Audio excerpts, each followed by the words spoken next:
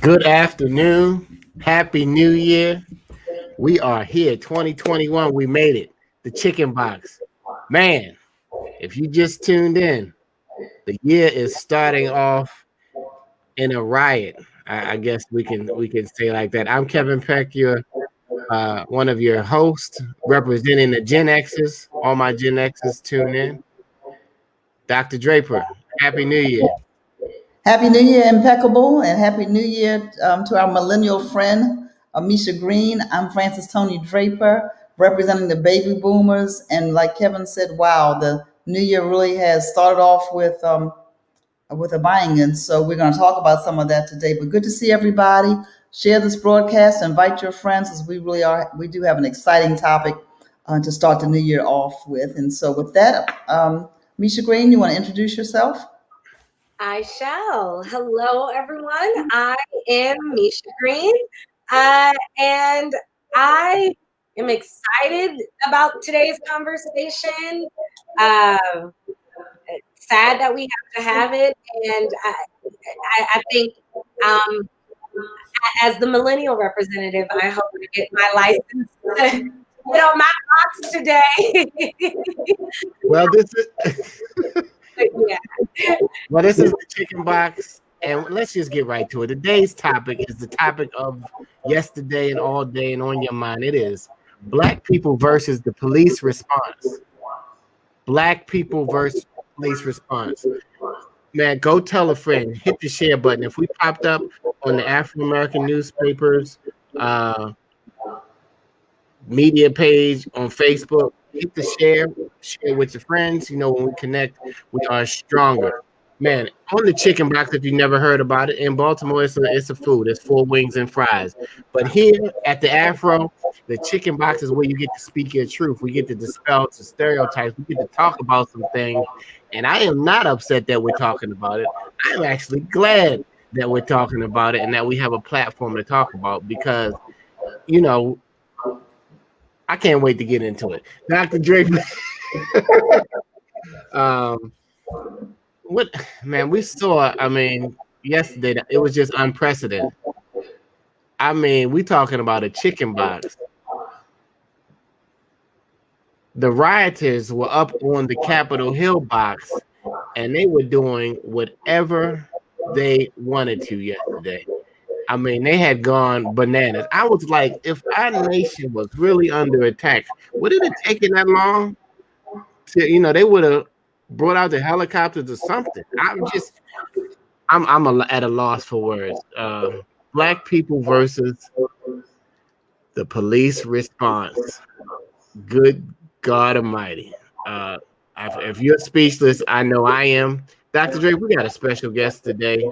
I don't even want to believe it. I'm looking for the script. My mind is everywhere but the script. So if I'm off script, get me back on script. But if not, let's But get to there's some things for which there is no script, and this is one of those. And so you asked a question, and you were saying, about the response, and all of us, and we're going to get into this about what the response would have been if the rioters had looked like us. But anyway, let me do what you asked me to do, and because we're going to get into that topic and introduce our guest for this afternoon. Charles McGee. I could say a lot about him, but what I want to say is he's got over 40 years of combined military experience, civilian experience. He is, I don't know, this is not meant to be offensive of Charles, so you tell me if it is, but he's a super cop. So not try to, but he really, he's got so much experience. He's been awarded the Purple Heart. He was in charge of emergency response and chief of police for Fort Meade before he retired in 2013, and just has so many things to his credit. He knows about emergency response. He knows about getting that job done. He's not that far removed from it. He's held top positions there. And on a personal note, I serve as his pastor. So in full disclosure, he's a member of the Freedom Temple, AME Zion Church in Baltimore. But today, in fact, I don't know if I said it right. He was and Deputy Director of Emergency Services for the Fort Meade, Maryland Police Directorate of Emergency Services. That's a mouthful, but that's what he was. That's one thing that's the thing that he retired from. But also, we might want to know that he ran the Fort Meade Police Department during the infamous Chelsea Manning incident of 2010, when she was charged with leaking classified military information to WikiLeaks. And we just saw Chelsea Manning was back in the news. And so, welcome, Charles. Welcome, Mr. McGee. How are you on today? I'm fine. Thank you for inviting me.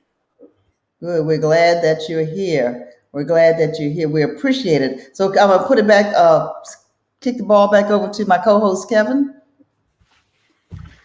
2021. I am still Kevin, ladies and gentlemen.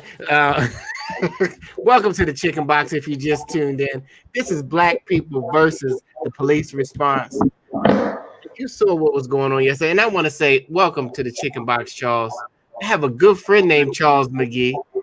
He has a company called Tive 10, and he works out all over Baltimore City. I don't know if you've ever seen him. And I was also in Jordan in an undisclosed location, and it was a famous, I think, Tuskegee Airman Charles McGee, or with the dragon tail. I mean, what is it called? The red? No, I mean, the red tail. The red tails, right? And I've been told that he is one of my relatives. Okay, Charles McGee, a famous name today. Thank you for sharing, because people are saying welcome, Charles, welcome, brother Charles, for coming on, and we're gonna get right into it. If you were appalled or yesterday, just put a 1 in the chat. Let's just get you started. Zola writes that she hears feedback. I don't know who it is. Let me see. Are you still hearing it? Absolutely. Okay. We are on a technical difficulty, and I think Dr. Draper means to. Hello. Check 1 2. I think it was Dr. Draper. All right. Sometimes you got to mute your mic if you've ever been on a Zoom. We all working through it. Thank you, Zola, for saying the feedback, because what we have to say and share today is of much importance. Mr. McGee, let's get right down to it. Yesterday, when you witnessed the events that occurred, what was the first thought that came to mind? A lot of thoughts came to mind, but I really wondered, where were the supervisors? I mean, what was going on?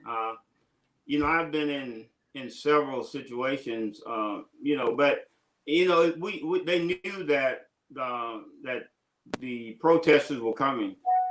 Planning, that was the first thing that came to my mind. Where's the plan? I mean, what plan did they have? Because it appears that they just invited the protesters into the Capitol building, and we all know that's unheard of. I've spoken with several of my former colleagues since I retired, and they were also appalled. And what can I say? I just don't know where the supervision was, or how police could allow people just to enter the Capitol building. This is called the Chicken Box.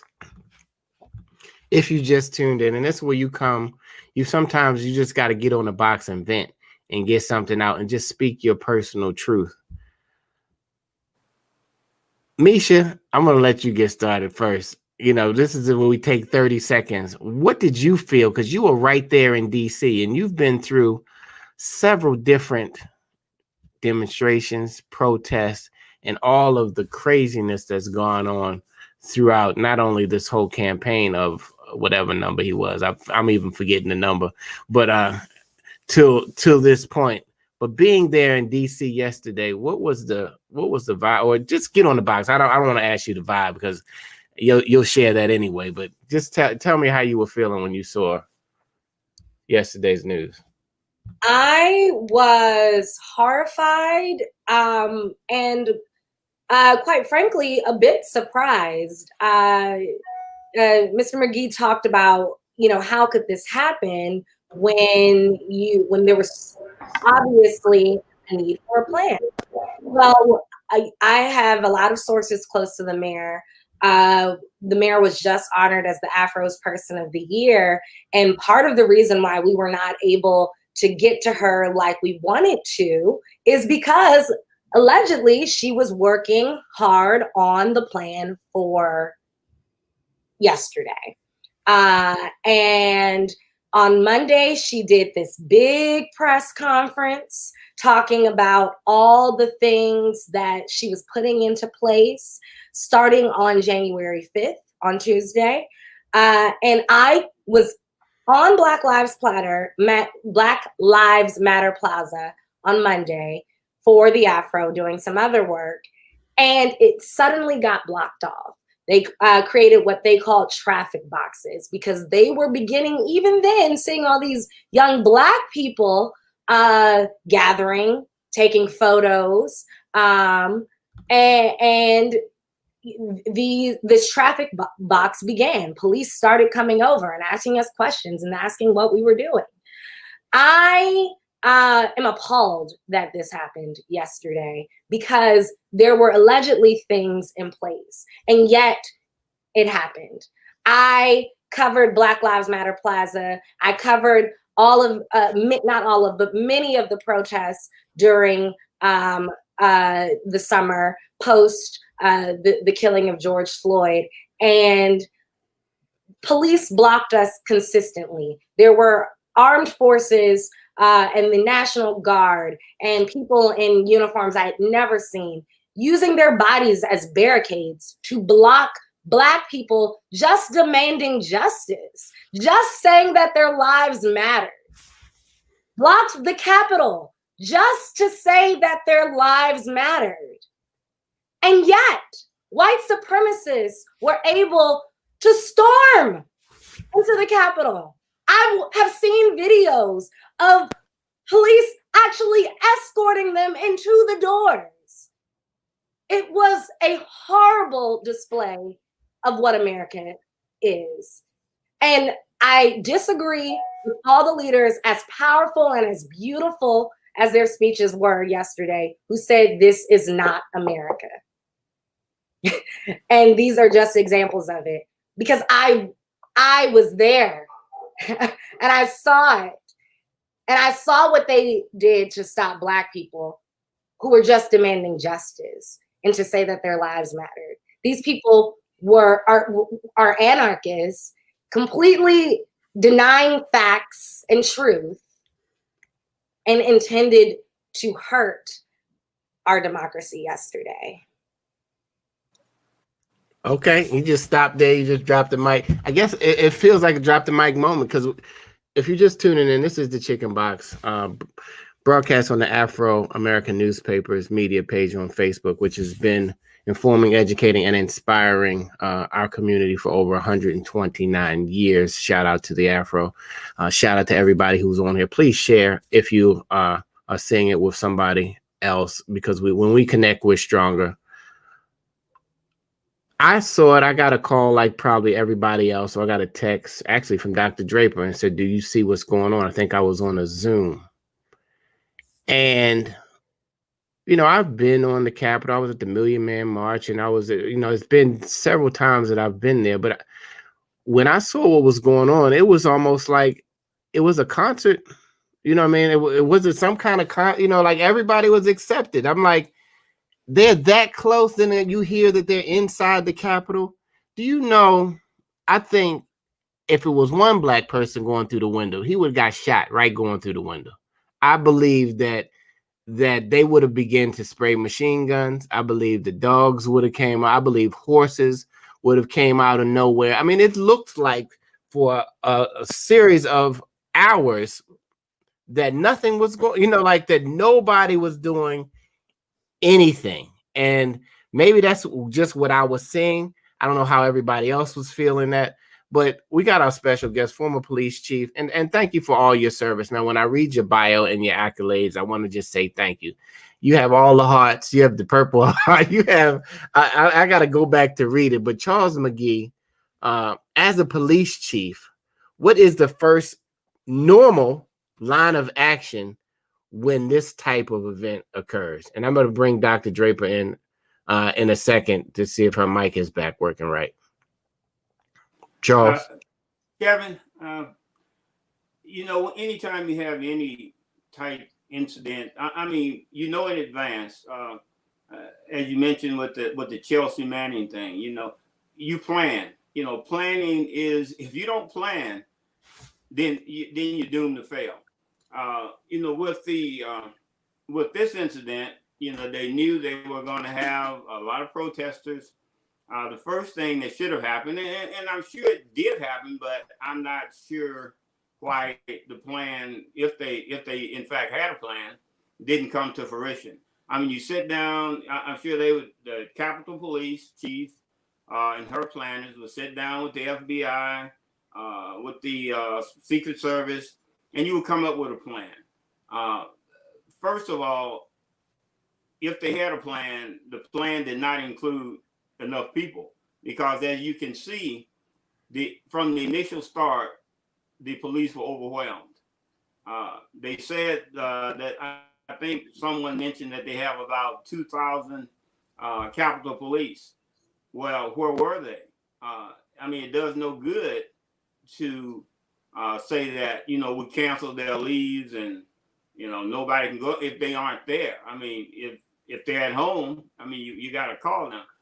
You know, from my experience, anytime you have an incident like this, you have a protest as mass as this one was, and you've got to have people staged somewhere to be able to respond quickly.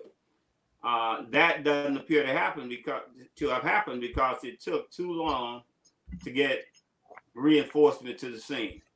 I even heard that they had to ask for the National Guard at that point, but the National Guard should have already been on standby.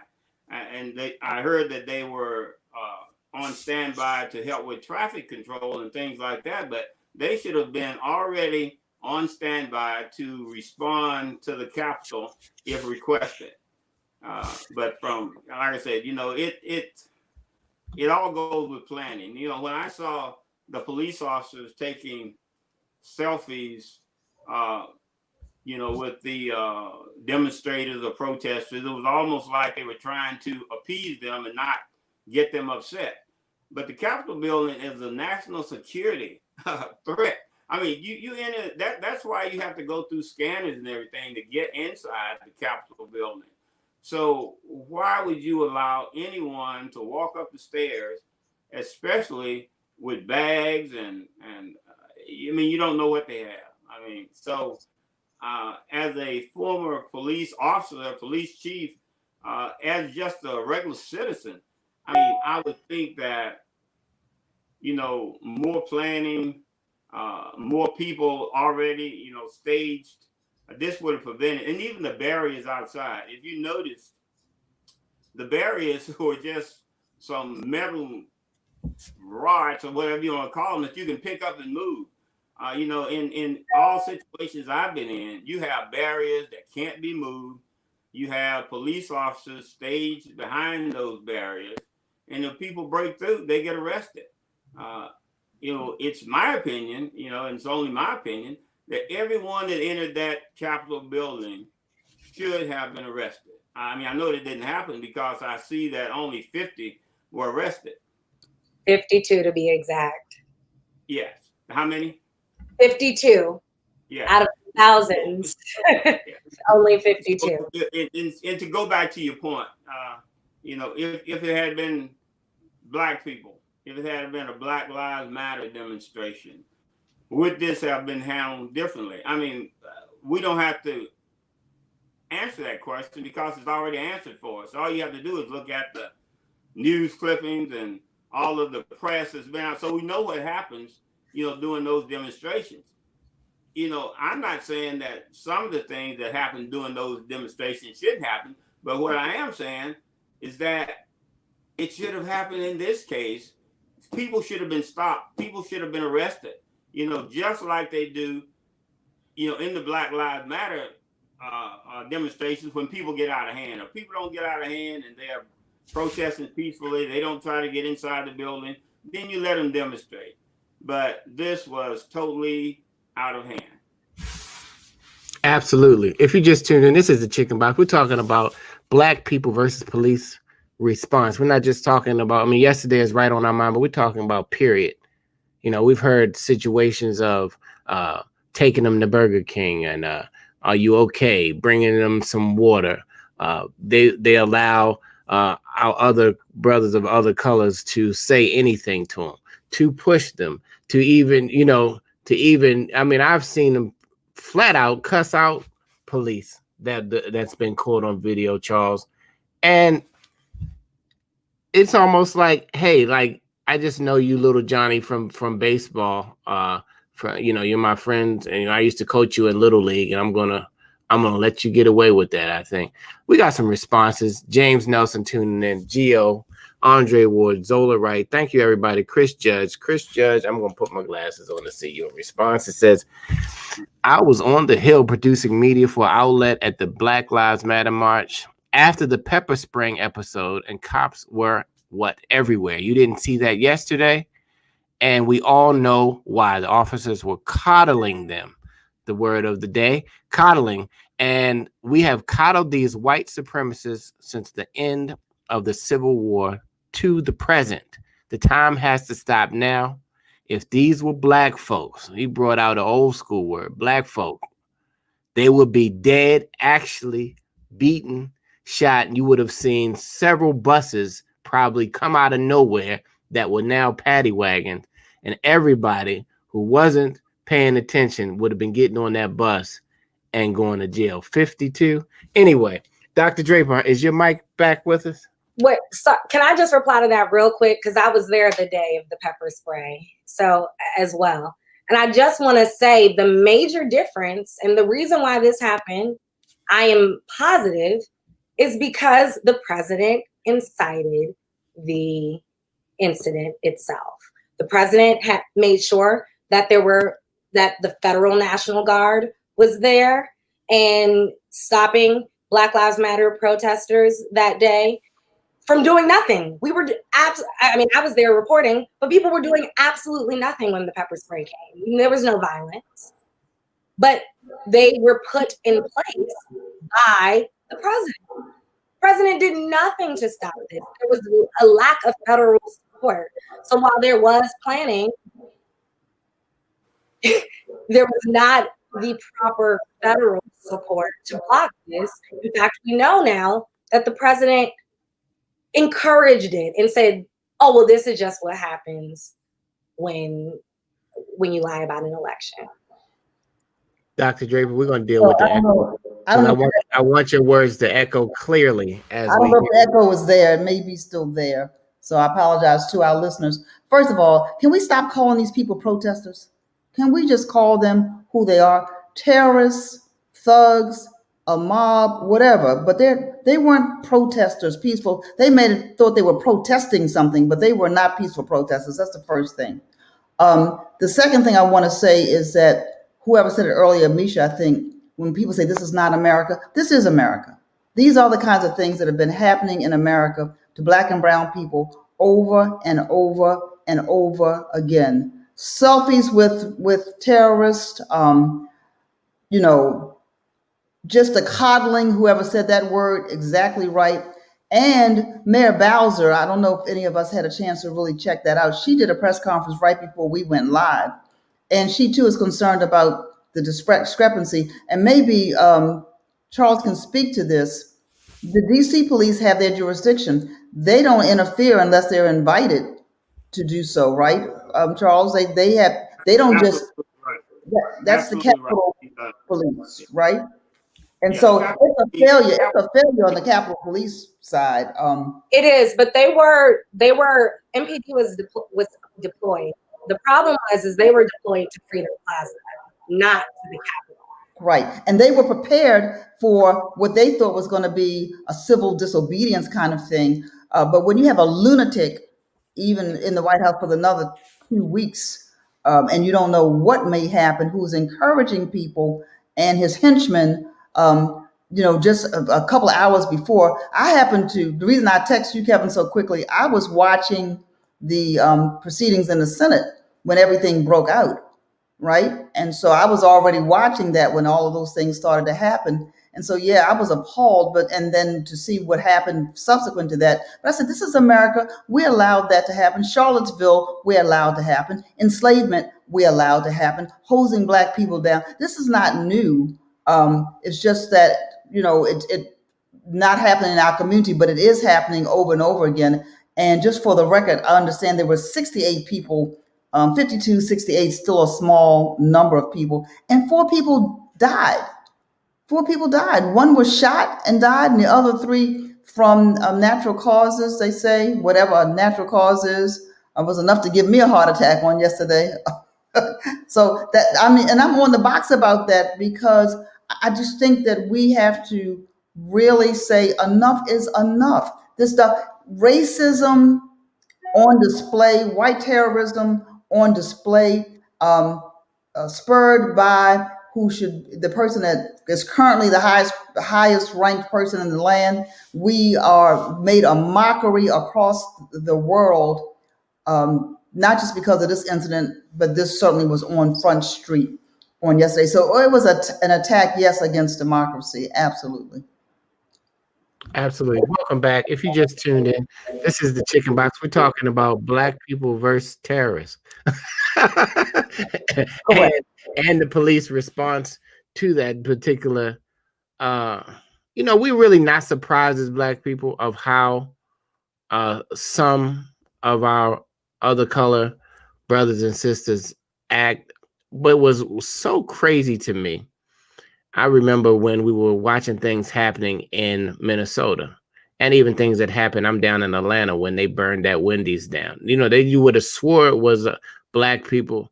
That's not our natural thing to do, is just tear stuff.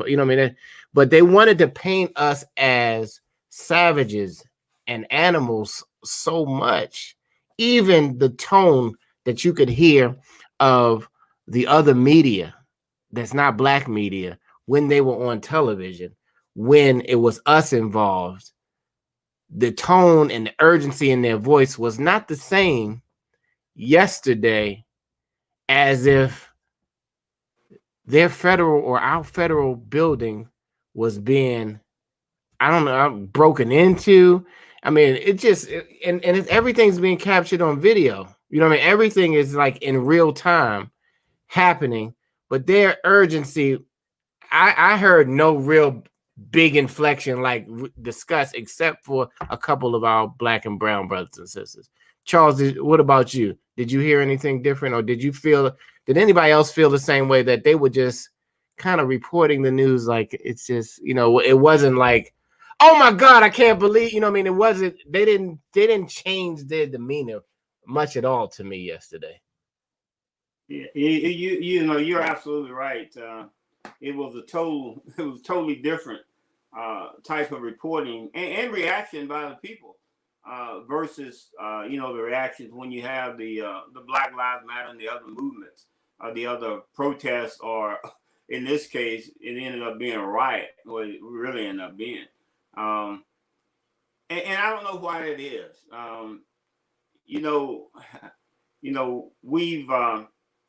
We've been painted in such a way that, and I'll tell you, when I was police chief, and I had incidents with some of my officers, and what I really found out was that some people are just afraid. And for what reason, I don't know. Why are you afraid of me just because I'm Black?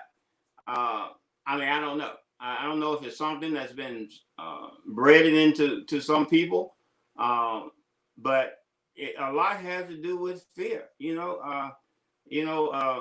A Black man gets shot, walking toward you, and you think he's got something, and you shoot and kill him. Well, I don't think that's the right response. Although, I don't try to Monday morning quarterback anybody, but I think a lot has to do with fear. But when you get back to the reporting, I think people, especially, well, I watch MSNBC and some of the other stations, and some stations I won't mention, I don't even watch, but their reporting is just atrocious to me. They, like I said, they report what they want to. Entering the Capitol building is probably the most serious incident we've had that I can recall of. There are numerous national security concerns when someone gets into the Capitol building, because if they get access to certain materials or records, I mean, that's a national security issue. They could, for instance, you have the NSA over at Fort Meade, and I'm sure you saw in the news where people get shot just for driving through the gate, because that's a national security concern. And to me, the Capitol building is just as serious of an incident when people break into the building and get access and allowed to roam around inside the building. Absolutely. This is the Chicken Box. Misha, it's been stereotypes dealing with police response for you. Before you get to those stereotypes, though, I want to say, in terms of the coverage for your question, it depends on who you listened to. Van Jones, Abby Phillip, I mean, they were really firm. And so the black commentators, for the most part, got it. The black press got it. The white press has never really been able to get our flavor. And in general, there may be some exceptions to that. I don't want to put everybody in the same category, but they don't feel what we feel. And so, you'll see some reactions, that seem to be pretty tamped down. But if you listen to Van Jones yesterday, or Abby Phillip, or any of we understood that this was an assault, yes, on our democracy. And so we're all appalled by that, but we could not help. I don't know about you guys, but I could not help but see the stark image of how yesterday was handled versus how people were in riot gear for the August, protest or demonstration or things that happened. Just, how it was handled in Portland, how Black Lives Matter or any other large gathering that involves mostly people that look like us, how that preparation, how that response is, and what those assumptions are, even when we are demonstrating peacefully, right? And so I would say, Charles McGee, even as a police chief, Kevin Peck, if you guys were in the front lines yesterday, you'd have been shot. And I would have too, because gender doesn't matter. We would have been shot, no questions asked. We would not have been allowed to get that close. We would not have climbed a wall or busted out a window or drawn a gun. We wouldn't have gotten into the rotunda that way. Our bishop, Bishop W. Darren Moore of the Amy Zion Church, said this morning in our prayer call, he was arrested in the same rotunda for praying. Arrested on his knees praying. Enough said. I'm dropping the mic. I know you were asking Charles a question. No, I was asking Misha now. This is Black people versus police response. I'm all over the place. Because it makes you get all over the place. This is a family. Cuss words come to mind. I'm repressing them. Yeah, no. Like every second they just keep popping up in my mind. I have to just pray, and lay hands on myself. Misha, what type of stereotypes have you heard? These are not necessarily facts, but or opinions endorsed by the Afro. But what have you heard about police response? Well, I also just have to respond to your mentioning of the press, because I'm not going to do my fellow journalists dirty like that. I thought that the majority of the publications replied excellently yesterday, and many I saw a comment said that publications and outlets did call out that this would not have happened if this was Black Lives Matter, and that most people would be dead. And I was there when Trump did his presidential pose. I saw the tanks coming. We were live. You guys can go back in the video when the first pepper spray came. And I went home and watched a lot of publications. And this was in June. I mean, outlets in June. And I thought, in fairness, they were very transparent in the fact that that was handled incorrectly as well, and said this happened because it was Black Lives Matter. And the press in general, I mean, Fox, you know, I'll call them out there, who are traditionally very conservative and used to be Trump's best friends, were extremely angry about the police response in June, because the media in particular were part of the people that got attacked at that point. So I have to defend them in this way. I think that the Afro does it better. I'll say that, and best, and that the Black press tells the truth, you know, full out. But I do have to give them their props in terms of calling a spade a spade. They did so yesterday in a major way, a lot of the publications. And I will say also the major difference of how they could reply, and the fear that we saw yesterday, was because it was an actual riot. What we'd seen before with Black Lives Matter was not real rioting. That was really incited. Any of the violence that happened was incited by the police. So that was also the difference, and why they, you know, I think many reporters were panicked in the way that they were yesterday. I saw a lot of veteran reporters, you know, compared to reporting in Baghdad yesterday, you know, and so I do want to give them their props on that. That's it. I think we all feel what would have happened if we were Black. Dr. Draper, can you kind of talk to us in a kind of historical?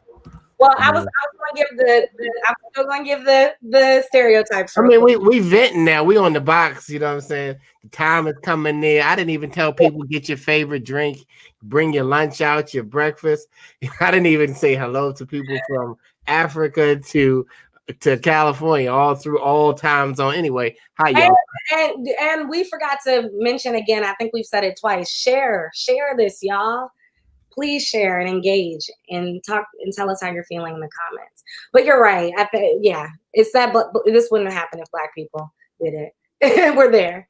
Oh, it would have been the biggest massacre that you probably have ever seen. Had it been us up on those steps like that. I mean, on the wall. You know what I mean? They, you know, and they make monkey stereotypes, but you see them climbing the wall, they look like they were in the zoo yesterday. They would have been shot down off that wall so fast. Anyway, Chris Judge, thank you Chris Judge said that you were his student, Dr. Draper, at Morgan State University. James Nelson, thanks for tuning in. I was the teacher, I mean. And Sharita Cooper, Tracy Cox, everybody who's just joined in. This is Black people versus the police response, and we are all appalled. That might be the word of the day too. That's just one of our nice words to say. Pissed might be another word to say, and some other words that come to mind. But Dr. Draper, what is some of the history? I know we haven't said this either. I'll give a little bit of the history, and I know you wanted to ask Charles a question too. Let me say, not that this is not a serious conversation. It's also very sad that someone lost their life. 4 people died yesterday. I mean, I mentioned that earlier. And so to that family, and I don't know that we know that was a rioter, was that an innocent bystander, was it a police officer? But the bloodshed. So I want to offer condolences, you know, to that family. And I know some people were insensitive to that, and they said, well, a lot of other people have been killed. They have, but one life lost is still something to lament. And so there are, you know, a lot of stereotypes that are out there that I think Misha was going to talk about the stereotypes. Kevin, you asked me to. I had skipped over the stereotype. Y'all, we have a gentle script, but the time has just gone by. So why don't you just tell a couple of them, and we probably know them, but just tell a couple of them, and then let's just keep it moving, man, because this is something that's going to be talked about for a long, long time. We're fresh into it. Okay, so you know, so historically, as most of us know, and we've talked about this before, police forces were created to patrol Black people. You know, they were night watches in the North, like in Boston.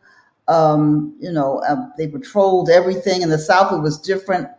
There was a formal slave patrol in the Carolina colonies, early 1700s, and then the military was the primary law enforcement in the South. And during Reconstruction, local sheriffs functioned almost like the slave patrols, enforcing segregation and the disenfranchisement of freed slaves.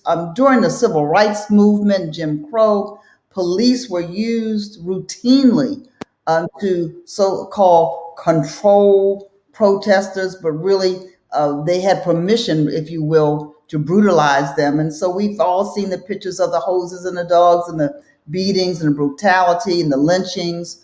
And the Afro was around for some of that. And we have some of those, unfortunately, some of those horrific pictures are in our archives. And so during the Black Lives Matter movement, as we've said, police were engaged to guard the White House.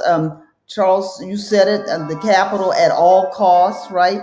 And so they created barricades, they had tanks, they came intending rather to arrest people or to harm people.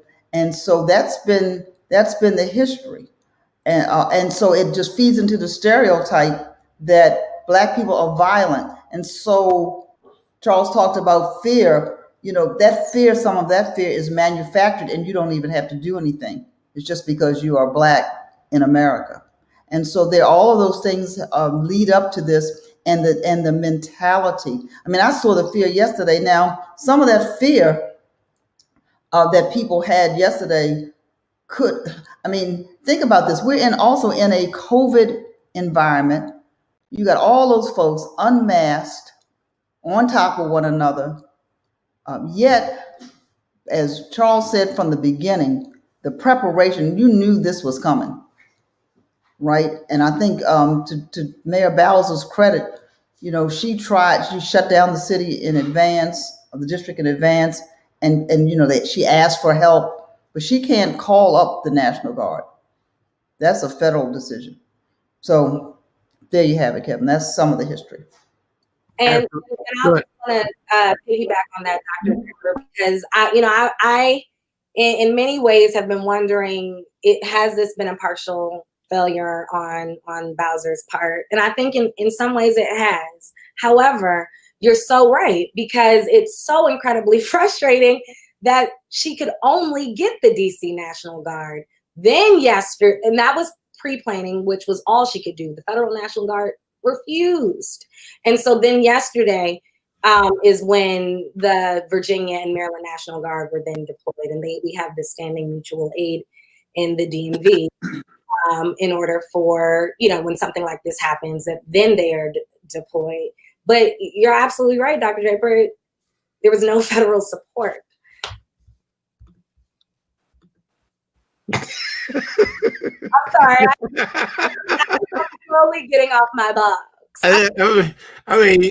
This is millennial drop the mic day. There was no support. Bam. Charles, man, how could this even happen around the Capitol? You know what I mean? Like, I wanted to just know, how can they get that close? And I know you say probably because the barricades were like it was at some like little state carnival, those little metal ones, I guess, that you can move around. They didn't bring the cement in and really fortify the Capitol. They just kind of let them have carte blanche, I think. Yeah. Well, I'll tell you what you're absolutely right. And I think you'll see that change. You'll probably see that change today as far as the barricades and things they have around the Capitol. Should have been done a long time ago. But to answer your question as to how can they get that close? Well, if you don't have people out there, if you're outmanned 500 to 1, then who's going to stop them? And that's the main issue I saw here. When I saw the initial crowd, and I saw a handful of police officers there. I mean, you're out, man. I mean, you can't pull your gun out and shoot everybody. So, I got the impression that when the police officers were, taking pictures, with the people in the crowd, they were trying to appease them and not get them riled up, because I mean, you're out, man. I saw the police officer, and I've never seen this in my life. Once they got inside, he's running up the stairs and stopping and telling them, well, I don't know what his rules of engagement were or use of force, but that never happens. I've never seen that happen. If it had been, you said if it had been a black man, a black crowd running after him, what would he have done? I mean, this was a black officer. So, I mean, I was really, really, I just couldn't understand it. But planning is everything. If you had police officers, and Dr. Draper mentioned, someone mentioned before how they had police officers in riot gear, and there's nothing wrong with that. They should have been in riot gear yesterday. Based on the size of that crowd, you should have had police officers already either staged someplace to respond quickly, or right there at those barriers like they were 2 or 3 hours later to keep people from getting in. That was purely a breakdown, and I'm not going to try to second guess the supervisors, because they could have you got to realize when you're dealing with the federal police like that, they could be getting instruction from someplace else, and we all know what that someplace else could be. So I'm not going to say the police chief didn't do what they thought was right. I'm going to say that the hands may have been tied of some of the people to respond the way any basic police officer knows that you should respond. So. Absolutely. You just tuned in. This is the Chicken Box, Black People versus the Police Response. Thank you, Queen, for your comments. It looked like an unexpected staged event. They knew it was coming. They didn't give Mayor Bowser what she needed to really do what she needed to do to keep that city safe at that moment. And it was staged. It was pre-planned and staged. Speaking of that, let's just go through the facts real quick of kind of what happened yesterday, in case you don't know. And let's run down a quick timeline, Misha and Dr. Draper. Misha, you're on mute. All right. I will start. I'll do sort of the beginning and how this even happened. And I talked a little bit about it on the box. But on January 4th, Mayor Bowser outlined an entire plan of what the police, National Guard, and DC Homeland Security wanted to do in order to ensure that our streets would be safe. Most of that was downtown near Freedom Plaza, Black Lives Matter Plaza. We'll get into the rest later in terms of them making it to the Capitol. Bowser told residents to avoid downtown at all costs. She created the traffic boxes, like I called them earlier, which were basically blockades. The National Guard was deployed. Jurisdictions from Montgomery County, Prince George's County, Fairfax, Baltimore City, and the New Jersey State Police, which have this standing mutual aid agreement, were already supposedly on call.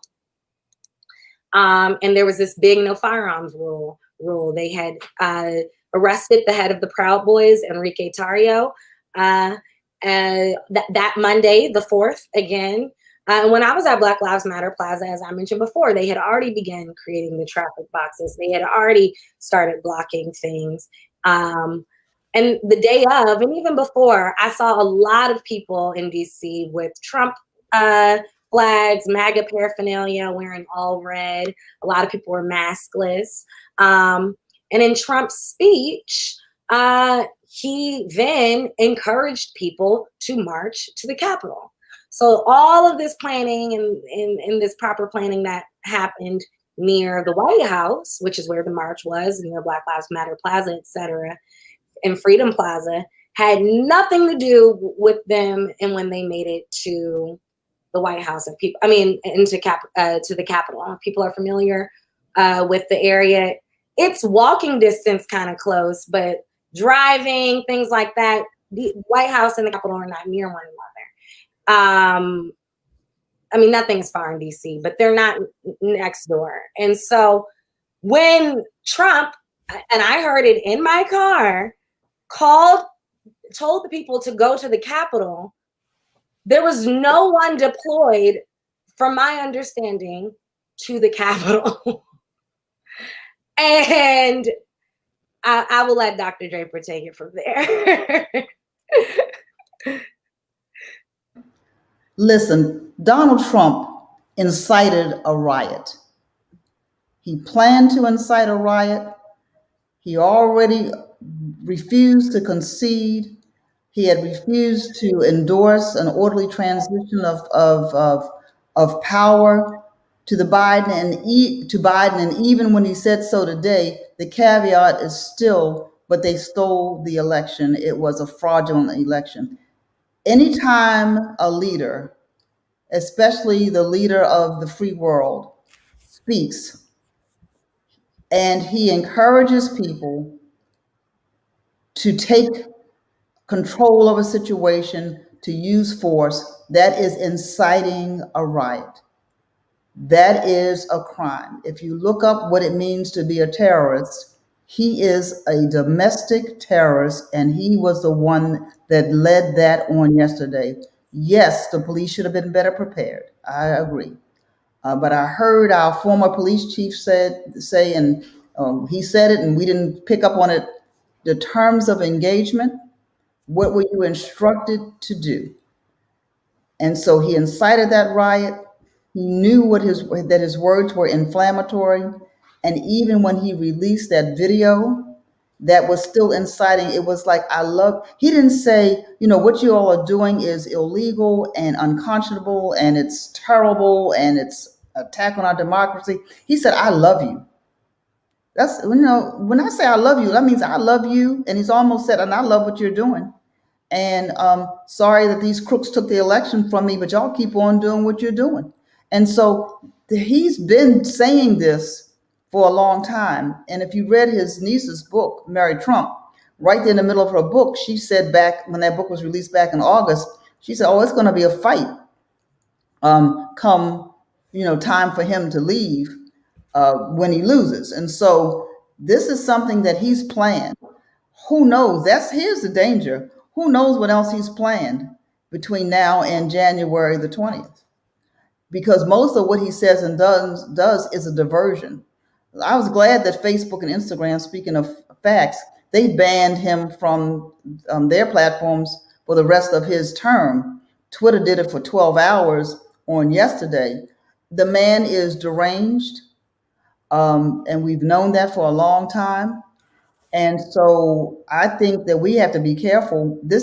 I agree with those who are calling for his immediate removal. Pence, he showed a little bit of guts, going to show some more. Let's invoke that 25th Amendment. Let's get, and it's like, I know somebody's really crazy, but I just want to pacify them and hope that they get better. He's not going to get better. He's going to get worse because he still has not gotten what he thinks he's supposed to get. So we already know that. So, I mean, I don't want us to diagnose after another 4, 5, 10 people, die. And so he refused to concede. He said, march to the Capitol. People marched to the Capitol. He incited the riot. The police were deployed, yes, National Guard, but somebody was shot and killed going into the chamber. I text both Congressman Kwesi Mfume and I text Senator Ben Cardin yesterday during that, and I'm gonna read you both of their responses if I can pull those texts up really quickly. I text them to see, what was going on, yes, but also to check and see how they were faring.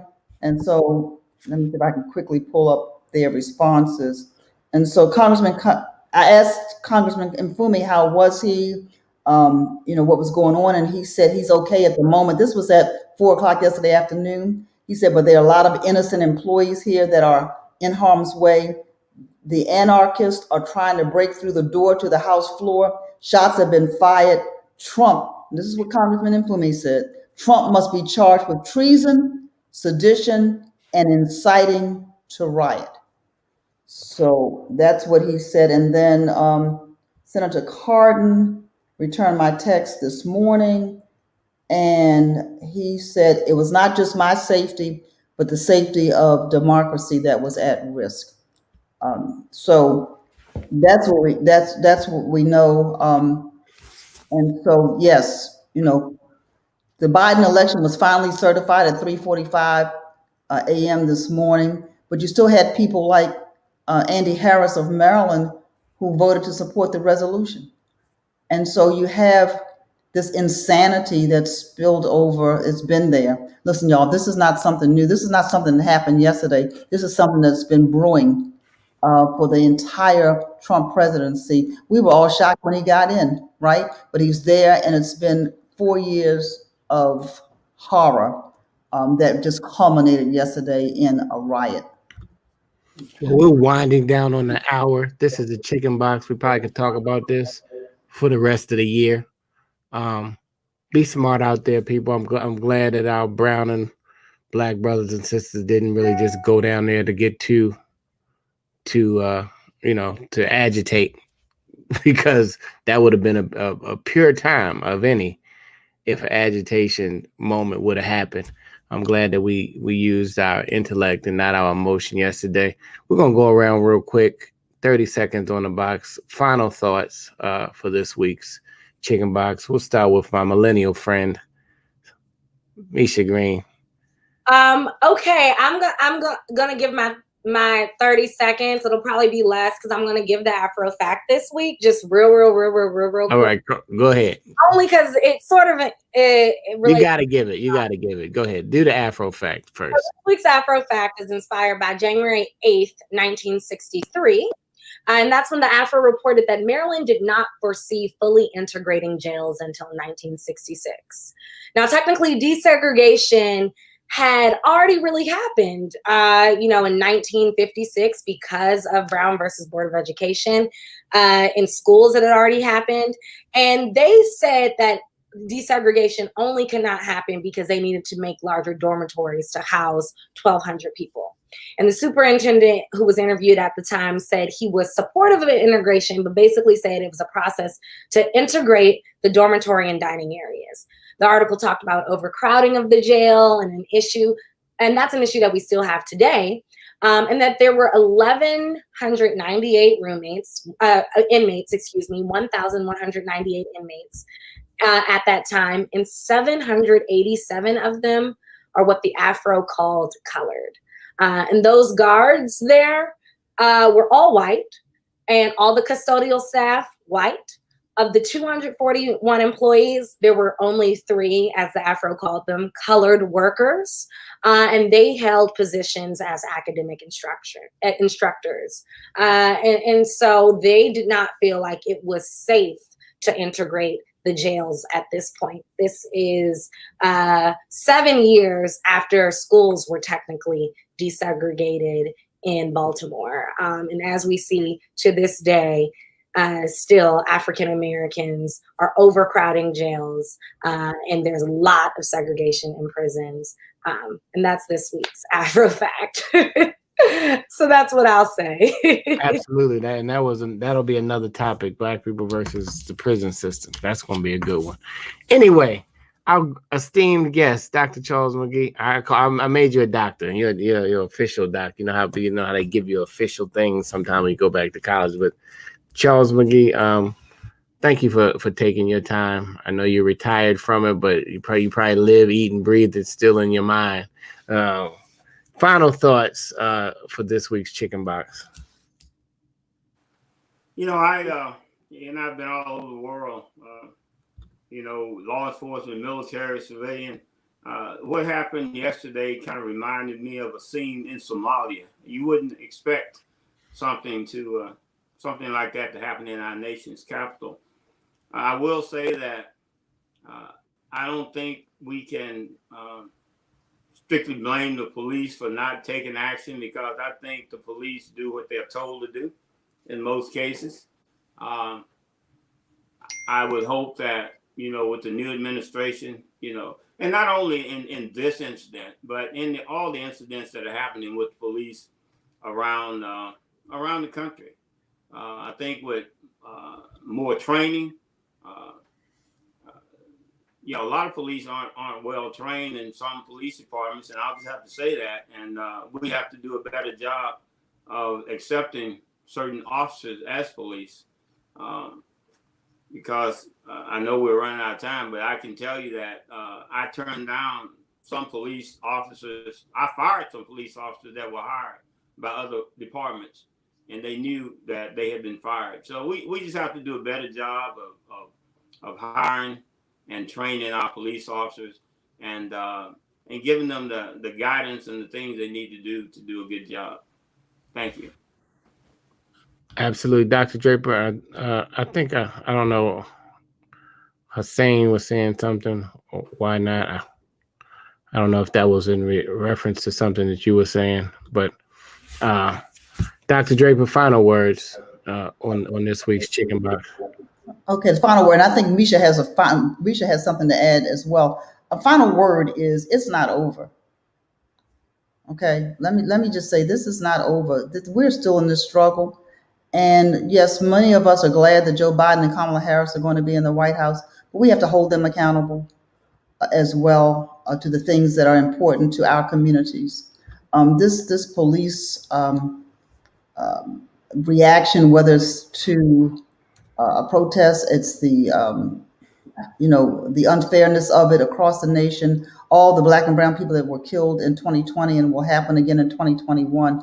And so we need to see some things happen at the federal level, state level, local level, and stop just talking about equality. The country is out of balance, and we vote and our votes count. And so I want to give a shout out to Georgia for electing the Reverend Senator Warnock and Ossoff.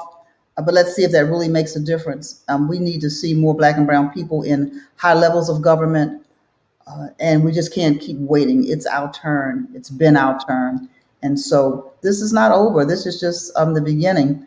And, Trump should really be charged with treason. Okay, that's all. That's that. I'm off the box. So he should be charged. Somebody put it right there. He should be charged for the criminal acts. Let's do it after January 20th, so he don't pardon himself. I don't know if he can do that. Yeah, but but he should be charged. You or I, we'd be under the jail by now. Speaking of jails, Misha Green. So, yeah, these are criminal charges for what happened, not just on yesterday, but a whole lot of other things that have happened. So I am off the box. I don't know, Misha, did you have something else that you needed to share? I did, and I think it's a great transition into what you said, because it is indeed not over. I just got information from our managing editor, Reverend Dorothy Bulware, who said the Pennsylvania governor just sent 1,000 National Guardsmen into the District of Columbia. The Pennsylvania Capitol is now closed, and employees have been told to work from home. And whatever these Capitol employees were told that whatever they might need to get it, but that they might have to report to work Thursday morning, and to check their emails for information about plans for Friday. So that is the information that we just got in. It is indeed not over. And just to quickly get on and off the box, I agree. The president is a criminal. I don't know. Most criminals don't even get kicked off of social media. This man incited a riot that truly caused harm and danger to our democracy. And as I said before, I do not agree with our leaders who said this is not America. This is America, and we have to fix America. America was never the great place that these MAGA people are claiming it to be. And it's not over. There's intel of bombs. We know that explosives were taken in captured yesterday with some of the people who were arrested, which were a very small number because most of the people were solely arrested for a violation of curfew. So this is not over. Pennsylvania guardsmen, 1,000 just deployed to DC. Absolutely. This is the nation's capital. This is our capital. We have to, I mean, we're not strong in our capital. I mean, that lets all of our enemies know that they, you know, that they can come in and possibly do the same or more. That's the message that it sends to me. Thank everybody for tuning in to the Chicken Box. Our technology is so crazy. Everything is hooked up to everything. Your phone rings, your computer rings, your iPad rings. Anyway, Chris Judge, Tragic Trays, Hussein, Jeanette Crozier. Let's see who else is still hanging out with us. Jewel, Q, Minley. People from all over the country have tuned in. And thank you, Queen, for chiming in. James for hanging out with us. We could talk about this. Could be a never-ending chicken box where we get to speak our truth. We're awake, y'all, and what we need to be awakened, is the fact that the Afro-American newspaper for 129 years is going to give us the real as Black and brown people, as we have throughout history, and we'll continue to do into the future. We're no longer just a newspaper. We're now a full media company. And how we allow reporting, pay for editors, journalists, and everything else is through your support. So if you wouldn't mind subscribing at afro.com, become a member for less than 2 Uber Eats or a delivery charge, y'all. More than you spend it for less than, you know, I'll just say for less than $50 a year, you can have a digital subscription. And not only will you get the information sent to you first, but you will also be supporting an institution that has, we've seen it all. If you go back in our archives, as we continue to digitize our archives, from riding on the bus with Jackie Robinson to the lynchings, to the, you know, to everything that our history endured, good, bad, and ugly. And we've been here, and we're going to continue to be here. We had a whole different topic. We were going to talk about New Year's resolutions, but then yesterday hit and said, we got to switch it on the Chicken Box today. So thank you for everybody who is watching and supports. Like us on Facebook, like us on Instagram. We're trying to get to 10K. These are things that don't cost you any money. Just to like, just take a second, go out of your way, go to Afro News on Instagram and like us. I think we're like 200 people away, because once we get to 10K, then they will allow us to post our stories right in our Instagram captions, so that people don't have to keep clicking. They can hit the event and go right to the story, and we can continue. Dr. Draper, looks like you always have something to say whenever I'm going. I wanted to thank our guests. I wanted to thank our guests for joining us. As we pivoted really quickly to do this topic, I said, who could we ask that would have such a wealth and depth of knowledge? And so, Charles McKee, thank you again for your service to the country, not just to Maryland, to the country. And thank you for joining us today. And I know it's not easy in the profession that you chose to pursue. You know, police officers get a lot of hate sometimes. But thank you for what you've done. And we thank the men and women who do serve in various capacities, who do a good job. So thank you. Amen. Everybody, we will be back next week at the same time, noon time. Sometimes it's breakfast time if you're on the West Coast, or it's dinner time if you're in Africa, or maybe it's bedtime if you're in Australia somewhere. But anyway, you can always watch the replay. Thanks for hanging out with us, and we'd love to have you. Tell 2 friends, Rachel Humphrey says. Thank you, Rachel, for tuning in from Atlanta. And again, congratulations, Georgia, for coming through. You know what I mean? It rhymes with blue.